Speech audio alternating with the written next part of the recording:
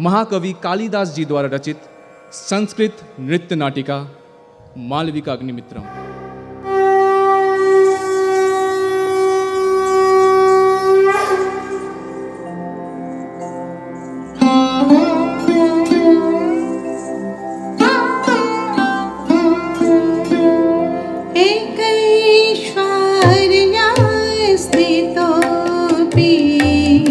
प्रणता बहुफलो यहाँ स्वयं कृत्तिवासः।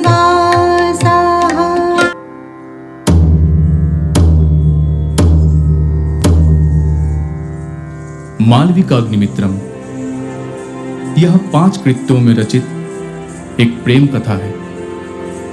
इस नाटक में महाराज अग्निमित्र और नर्तकी मालविका के बीच के प्रेम को दर्शाया गया है, जिसका साक्षी एक स्वर्ण अशोक वृक्ष है। यह नाटक महाकवि कालिदास के अद्वितीय रचनात्मक क्षमताओं को दर्शाता है। बड़ी निपुणता से उन्होंने मनुष्य के निजी मामलों को प्राकृतिक विषयों के साथ संयुक्त किया है और यही उनकी लेखनी की महानता है। हमारे कुछ दर्शकों के अनुरोध पर हम आज इस वसंत उत्सव पर मालविका अग्निमित्रम नाटक को आपके समक्ष प्रस्तुत करने जा रहे हैं। पुराणमित्येव न साधु सर्वं न चापि काव्यं नवमित्यवद्यं सन्तः परीक्ष्यान्यतरद् भजन्ते मूढ परप्रत्ययनेय बुद्धिः।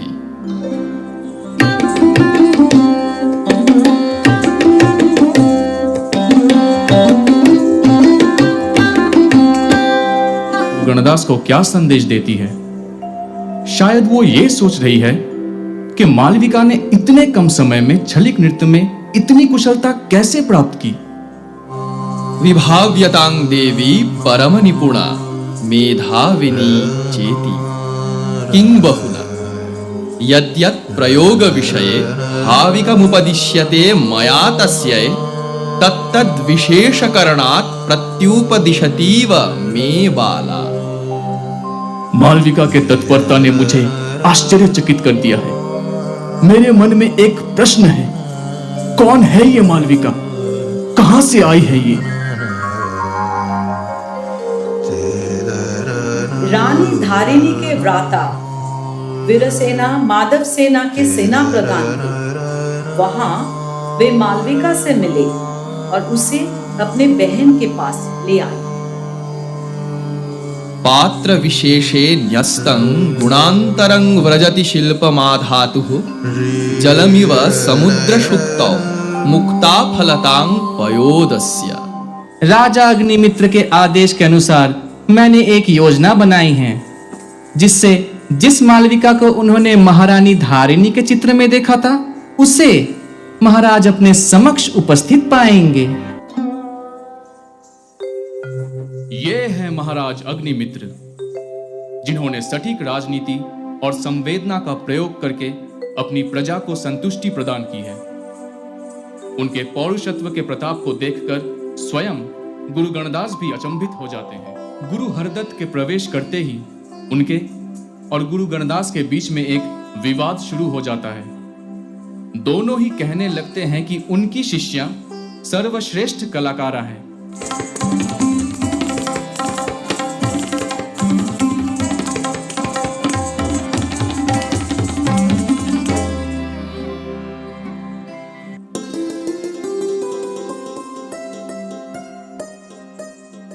मालविका को देखते ही महाराज अग्निमित्र उनकी ओर आकर्षित होते हैं। अहो सर्वास्वस्थास्वनवद्यता रूपस्य तथा हि दीर्घाक्षं शरदिन्दुकान्तिवदनं बाहूनतावंसयोः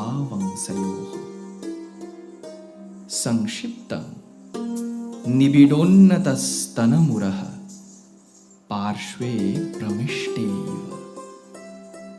मध्यः पाणिमितो निदम्बि जघनं पादावरालाङ्गुली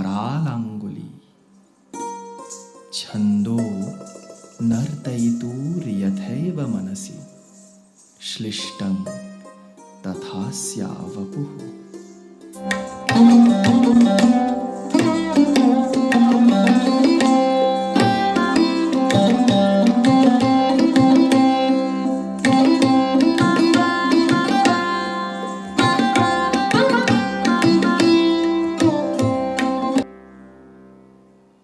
उस ओर कौशिकी मालविका के कला प्रदर्शन से संतुष्ट होती है और कहती है, हर कोई मालविका की प्रशंसा करता है, लेकिन महारानी धारिणी इससे खुश नहीं लगती।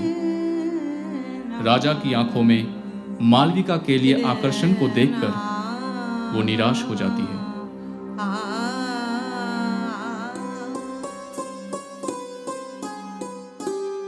मालविका को देखने के बाद महाराज अग्निमित्र अपने मन में वसंत का आनंद अनुभव करते हैं। जब प्रिय के आलिंगन का आनंद प्राप्त नहीं होता है, तब मन अशांत हो जाता है और तन बावला। जब आंखें उसे एक क्षण के लिए भी नहीं देख पाती, तब वो अश्रुओं से भर जाती है। लेकिन हे मेरे प्रिय हृदय, आप कभी भी उसके मृग जैसी आंखों से अलग नहीं होते हैं। जब आपके पास ये परम सुख है, तो आप क्यों विचलित हैं? मैं अपने आप से लज्जित हूँ। मैं राजा से प्रेम करती हूँ, लेकिन उनके मन को कौन जान सकता है। मैं अपनी सखियों से ये बात कैसे कहूँ? कब तक मुझे इस प्रेम के वियोग की पीड़ा को सहना पड़ेगा? ये मैं कहाँ जा रही हूँ? अरे हाँ, रानी ने कहा था कि मालविका, गौतम के भूल के कारण मैं झूले से गिर पड़ी और मेरे पैर में चोट लग गई।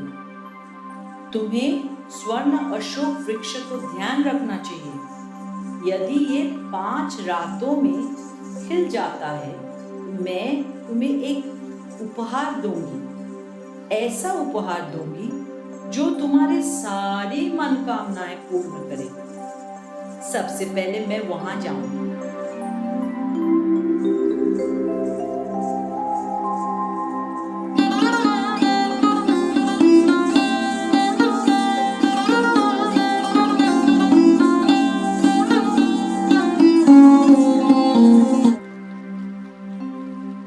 मालविका स्वर्ण अशोक वृक्ष की तरफ यात्रा करती है। इस बार महारानी धारिणी ने दोहात का कर्तव्य उसे सौंपा है। दोहात एक उर्वरता का उत्सव है, जिसके लिए एक प्रमुख नारी को अशोक वृक्ष के खिलने के लिए उसे पदाघात करना पड़ता है। राज्य के सुसमृद्धि और कल्याण के लिए इस वृक्ष का खिलना अति आवश्यक है। वास्तव में प्रिय, तुम्हें रानी ने तुम्हारी सुंदरता के कारण नियुक्त किया है। मुझे अपने पैर दो ताकि मैं इसे पायल और लाल रंग से सजा सकूं। के दौरान अग्निमित्र की दूसरी रानी इरावती को अपने स्वामी और मालविका की निकटता से ईर्ष्या होने लगती है। जब रानी इरावती महारानी धारिणी को मालविका और अग्निमित्र के बीच होने वाली भेंट की सूचना देती है, तब धारिणी इतनी क्रोधित हो जाती है कि वो मालविका को कारादंड देने का निर्णय लेती है। महाराज अग्निमित्र को मालविका के कारादंड का समाचार मिलता है।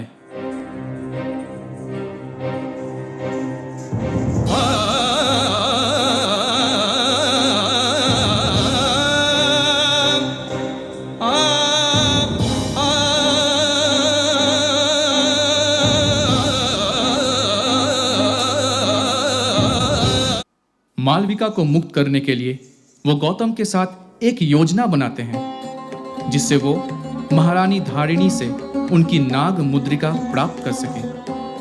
अग्निमित्र निश्चित हैं कि प्रहरियों को महारानी धारिणी की मुद्रिका दिखा के वो मालविका को कारादंड से स्वाधीन कर पाएंगे।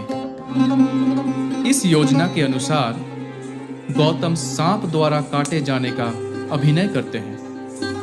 अपने सखा की दुर्दशा देख चिंतित अग्निमित्र राजवैद्य ध्रुव सिद्धि पे गौतम की चिकित्सा का भार सौंपते हैं। ध्रुव सिद्धि सांप के विष को अधोमुख करने के लिए एक तावीज की मांग करते हैं जिसपे एक सांप का चित्र बना हुआ हो। अग्निमित्र अपने मित्र के कल्याण के लिए धारिणी से उनकी नाग मुद्रिका मांगते हैं। गौतम की दुरवस्था से परेशान महारानी धारिणी कुछ सोचे बिना ही अग्निमित्र को नाग मुद्रिका दे देती है।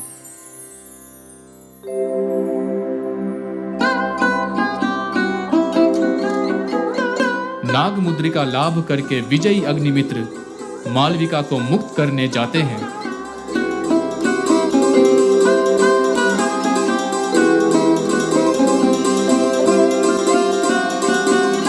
मुक्ति पाकर मालविका और बकुलावलिका समुद्र के किनारे राजकोष में प्रवेश करते हैं, जहां मालविका का ध्यान महाराज अग्निमित्र के चित्र की ओर जाता है।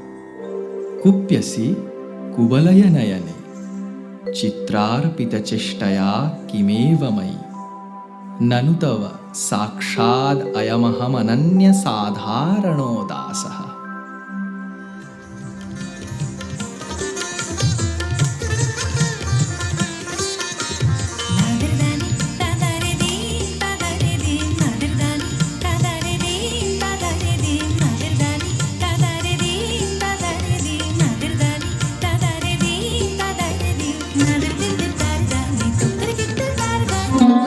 अशोक का वृक्ष पूरी तरह से खिल चुका है। यह देखकर महारानी धारिणी मालविका से अत्यंत प्रसन्न होती है। मालविका को दिए हुए वचन के अनुसार वो उसके लिए 2 उपहार लाती है। पहला, मालविका के लिए बना एक राजसी विवाह वस्त्र और दूसरा, उसके संगीत चर्चा में सहायता करने के लिए एक सहचारी का। राज परिवार के सभी सदस्य अशोक वृक्ष के नीचे एकत्रित होते हैं। महाराज विवाह वस्त्र में सुसज्जित मालविका को देखते हैं और वो अपने और मालविका के बीच की दूरी से दुखी होते हैं। कष्टं खलु सन्निधि वियोग ममाद्य अहं रथांग नामेव प्रिया सहचरीव मे अननुज्ञात संपर्कात् धारिणी रजनीवनो। धारिणी के निमंत्रित संगीत विशेषज्ञ मालविका को देखते ही चौंक जाती है और उसे साष्टांग प्रणाम करके राजकुमारी कहकर संबोधित करने लगती है। तभी पता चलता है कि मालविका कोई साधारण युवती नहीं है, बल्कि वो राजा माधव सेन की बहन है। उसका असली परिचय विस्तारित करती है परिव्राजिका कौशिकी, जो माधव सेन के स्वर्गीय मंत्री सुमति की बहन है।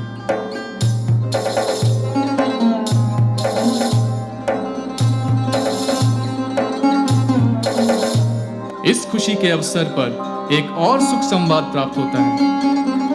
धारिणी और अग्निमित्र को यह समाचार मिलता है कि उनके सुपुत्र वसुमित्र ने अश्वमेध यज्ञ में विजय लाभ की है।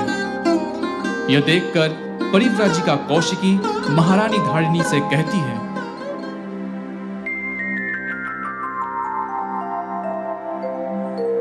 वरतासी वीरपत्नीनां श्लाघ्यायां स्थापिता धुरी वीरसुरीति शब्दोऽयं तनया च्वामुपस्थितः।